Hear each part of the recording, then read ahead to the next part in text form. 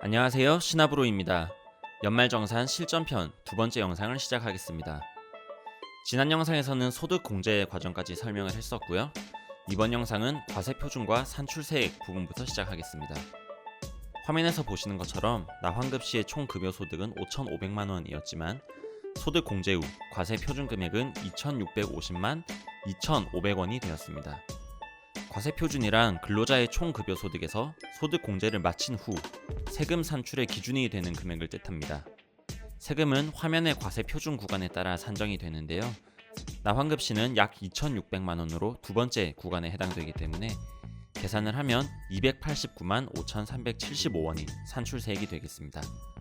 이제 이 산출세액을 바탕으로 연말정산의 두 번째 단계인 세액공제를 시작하겠습니다. 첫째, 근로소득 세액공제입니다. 실전편 1편의 소득공제 과정에서 일정 금액은 소득이 아닌 경비라고 인정을 해줘서 소득공제를 해준 것처럼 세액 역시 모든 근로소득자는 일정 기준에 따라 자동으로 공제를 받게 됩니다. 기준에 따라 계산해봤더니 나환급시는 66만원 공제를 받았습니다. 둘째, 자녀세액 공제입니다. 자녀의 경우 소득공제 과정에서 인적공제 명목으로 공제를 해주었지만 세액에서도 중복으로 공제를 해줍니다. 한 명의 경우 15만원, 해당 과세기간, 즉 2016년이 되겠죠. 이 기간에 출생한 아이가 있으면 중복으로 30만원 공제를 해줍니다. 상세 기준은 화면이나 국세청 홈페이지를 참고하시면 되고요. 나환급시는 올해 출생한 자녀가 한 명 있기 때문에 15만원 더하기 30만원 해서 45만원 공제를 받습니다. 이번에도 중간정리를 한번 하겠습니다.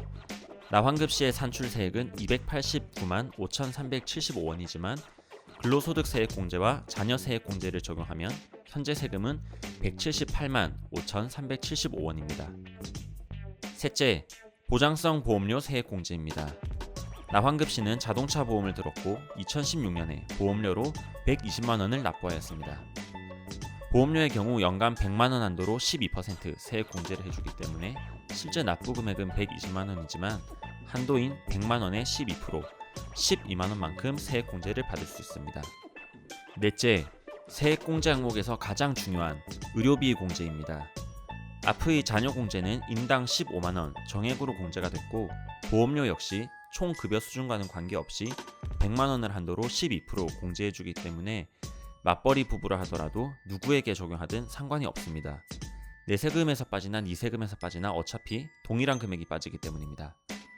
하지만 의료비의 경우 소득공제의 신용카드 항목과 비슷하게 총 급여의 3% 이상 사용한 금액 중이라는 조건이 붙습니다. 이렇게 총 급여의 3%라는 조건이 붙기 때문에 누구에게 어떻게 적용하느냐에 따라 세액공제 금액의 변동이 큰데요. 어떻게 차이가 나는지 실제 예를 들어 알아보도록 하겠습니다. 남편은 연봉 3,500만원에 의료비 200만원을 썼고 아내는 연봉 5천만원에 의료비를 100만원 썼습니다. 이 경우 만약 두 사람이 의료비 공제를 각각 따로 적용한다면 남편은 의료비 200만원 중 연봉의 3%인 105만원을 초과해 사용한 금액 95만원의 15%인 14만 2,500원을 공제받고 아내는 의료비를 연봉의 3%인 150만원만큼도 사용하지 않았기 때문에 세액공제 금액은 0원이 됩니다. 하지만 남편에게 의료비를 몰아주었다면 부부의 총 의료비 300만원 중 남편 연봉의 3%인 105만원을 초과하는 금액 195만원의 15%인 29만 2,500원을 공제받을 수 있고 아내에게 의료비를 몰아준다면 총 의료비 300만원 중 아내 연봉의 3%인 150만원을 초과하는 금액 150만원의 15%인 22만 5천원을 공제받을 수 있습니다. 이처럼 의료비는 누구에게 적용하느냐에 따라 세액공제에 큰 영향을 미치기 때문에 연봉을 고려한 전략적인 배치가 필요합니다. 아울러 의료비는 배우자를 포함해 소득, 연령에 제한 없이 기본 공제 대상자를 위해 지출한 금액이라면 모두 합산이 가능하기 때문에 잘만 활용한다면 아주 큰 금액을 공제받을 수 있습니다. 물론 세액공제보다는 아프지 않아서 병원비 나올 일이 없는 게 가장 좋습니다. 그럼 나환급시를 정리해 보겠습니다. 나환급시는 본인 의료비 100만원, 부모님 의료비로 200만원을 지출했습니다. 부모님의 경우 소득공제 항목 중 인적공제 대상자에는 포함되지 않았지만 의료비의 경우 앞서 말씀드린 것처럼 합산이 가능하므로 총 300만원을 의료비로 지출하였습니다. 그렇다면 300만원 중 연봉의 3%인 165만원을 초과하는 135만원의 15%, 즉 20만 2,500원만큼 세액공제를 받을 수 있습니다. 상세 규정은 국세청 홈페이지를 참고하시면 되겠습니다. 마지막, 기부금입니다. 기부금은 정치자금을 제외하고는 기부금액의 15%를 환급받을 수 있습니다. 나환급 씨는 50만원 기부를 했기 때문에 15%인 7만 5천원 공제를 받았습니다. 이제 세액공제를 정리해 보겠습니다. 산출세액은 289만 5,375원이었습니다. 근로소득세액 공제로 66만원, 자녀세액 공제로 45만원, 보험료 공제로 12만원, 의료비 공제로 20만 2,500원, 기부금 공제로 7만 5천원을 적용했더니 나환급 씨의 최종 결정세액은 138만 7,875원이 되었습니다. 이제 연말정산 마무리 단계입니다. 나환급 씨가 본인의 1년간 급여 명세서를 확인해 봤더니 소득세 명목으로 원천 징수한 금액이 총 350만 원이었습니다.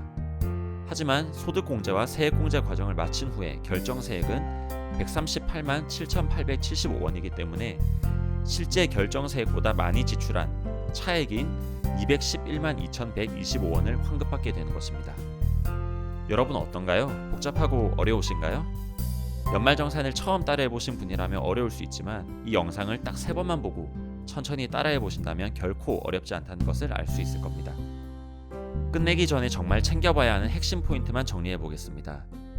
소득공제 항목에서는 인적공제와 신용카드 공제 항목을 유심히 살펴보고 누구에게 어떻게 적용하는 것이 가장 효율적으로 세금을 줄일 수 있는지 따져봅니다. 세액공제 항목에서는 의료비 항목을 제외한 다른 항목은 누락한 것이 없는지만 확인하면 되고, 의료비의 경우 사용한 금액이 있다면 전체 소득 금액을 고려해서 유리한 쪽으로 합산하는 것을 고려해봅니다. 올해 연말정산을 마무리한 이후에는 반드시 2017년의 소비 계획을 세워서 내년도 절세 준비를 합니다. 이상으로 연봉 5,500만원 근로자 연말정산 200만원 돌려받기 편을 마무리하겠습니다. 연말정산 관련 각종 내용은 화면의 홈페이지를 참고하시면 되겠습니다.